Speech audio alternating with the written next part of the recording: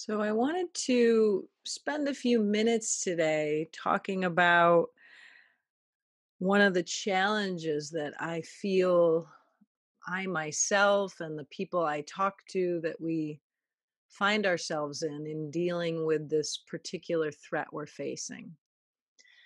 But to talk about that, I want to just remind us all of something we've heard growing up in our Judeo Christian culture, something we've heard many, many times, and it comes from the Old Testament.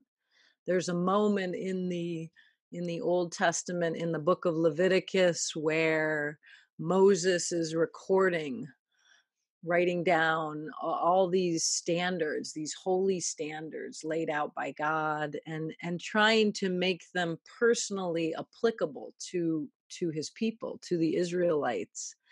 And of course, in that passage, one of the most popular and profound messages of that passage is the call for the love of neighbor. And the actual passage, just to read it to you, I know many of you have heard this before, and I would invite us all to sometimes when we've heard something so many times, it can become rote, it can become almost cliche. For the purpose of our service today and these teachings, I invite us to hear this passage. It's very short, but just to hear it with fresh ears today, as if we're hearing it, kind of taking it in for the first time. Here it goes. You shall not hate your brother or sister in your heart, but you shall reason frankly with your neighbor.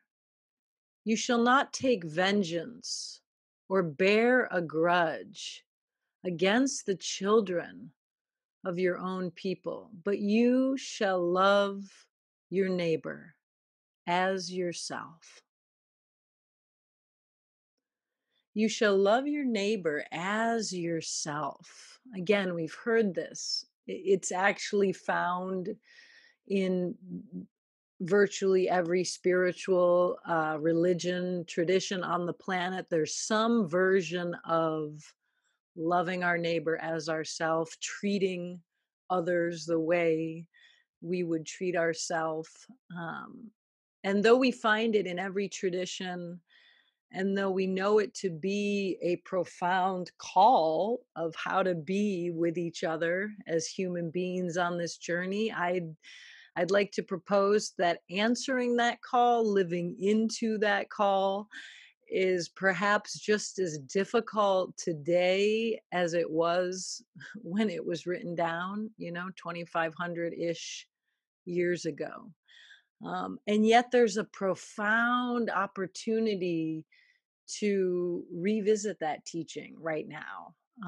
Because we can see right now, looking around at times, looking around our world, we can see this intense division, divisiveness, hatred playing out on our world stage here. And coronavirus, in a sense, has taken whatever divisions there already were, whatever judgments there are already were that we had about each other or about groups or races or cultures. It's sort of taken, in a way, what was already there from our dualistic minds and kind of put that on even greater display, put that on steroids, if you will.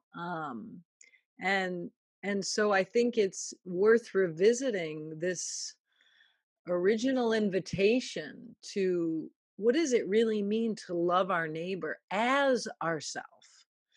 And I think as is an important word in that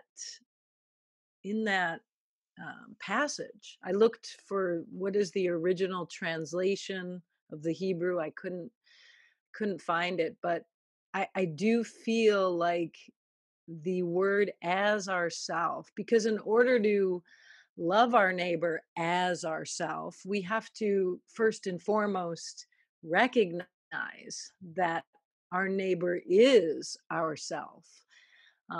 In the Hindu tradition, that's a common theme. The Hindus believe that our own self or soul is identical towards with the self and soul in every other human. Um, and so, in order to love as ourself, how do we recognize ourself over there? In the compassion teachings, this is known as recognizing common humanity. To be willing to see that over there is somebody that at the deepest level is just like me, in a sense, is me. Of course, this can be hard when we see just the surface of the person, right? On the level of appearances, we may look different. We may have different histories. We have different conditionings. We have different beliefs. We may act or respond to life in unbelievably different ways. We may be responding to this coronavirus in entirely different ways. And yet, at the core of that response, at the core of those beliefs or behaviors, there is a sameness. We are all human. We all ultimately want to feel safe, want to feel happy. We all wish to not suffer. And that can be hard to see if we just remain at the surface level of the human, right? If we just remain at the level of appearances and beliefs, we can forget that. And so, loving our neighbor as ourself, or as the compassion folks would call it, recognizing common humanity, to do that is an unbelievable challenge. To be willing to see deeper into that family member that we disagree with, to see deeper into that person that we work with that challenges us or triggers us, and then even to see deeper into the people that we feel vehemently opposed towards. Of course, practicing common humanity, practicing love of neighbor is easy to do when it's somebody that we already love or that we already feel that connection, that common bond with. How to do it when we've cast somebody in our mind as the enemy. And right now, in this global threat we're going through, it's really important to remember that our minds, our brains, literally, are responding to threat right now. There's a global threat that's present, right? And for some people, they feel that threat at the physical level with regards to getting the virus and dying, or maybe their family members getting the virus and dying. For some people, they're feeling that threat at the financial level. Their whole financial backing and support has been ripped from under them. Some people are feeling it more at the emotional level. They're alone, living in their homes, feeling isolated, alone. Some people are feeling it at the cultural level.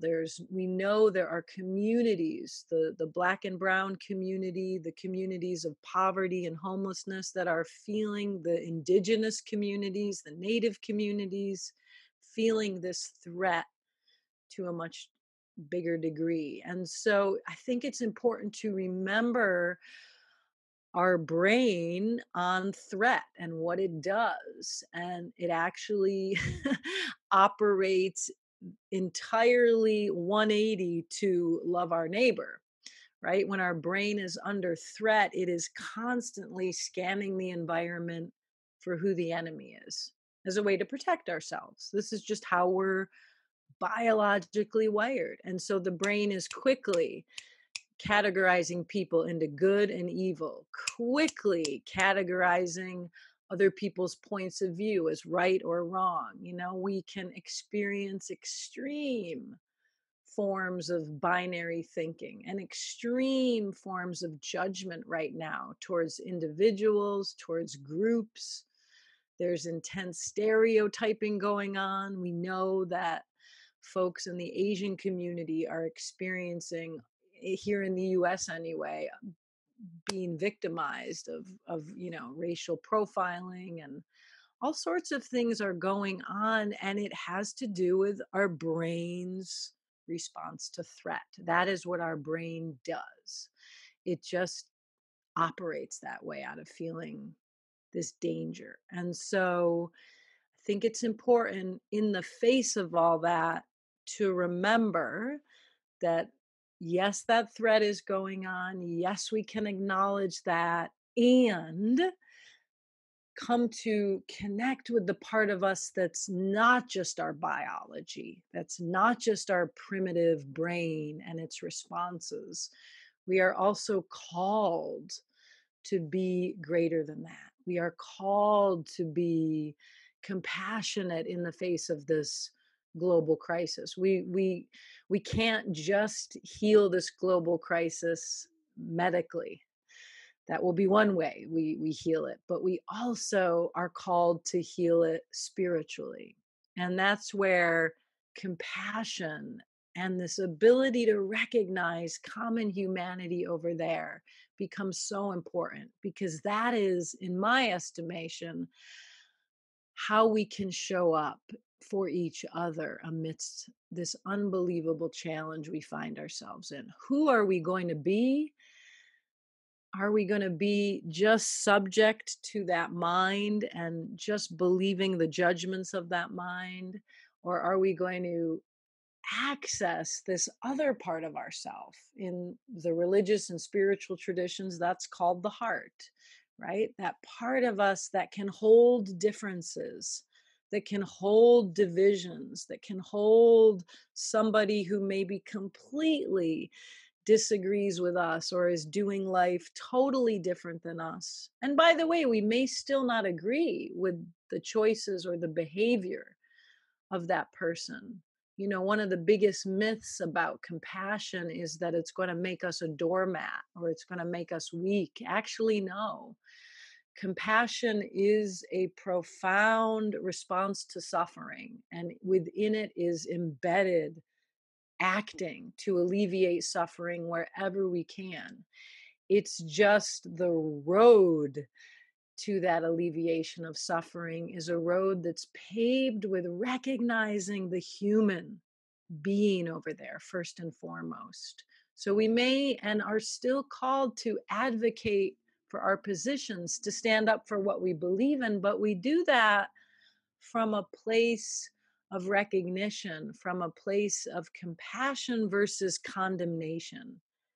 And when we can do that, we can actually accomplish a heck of a lot more.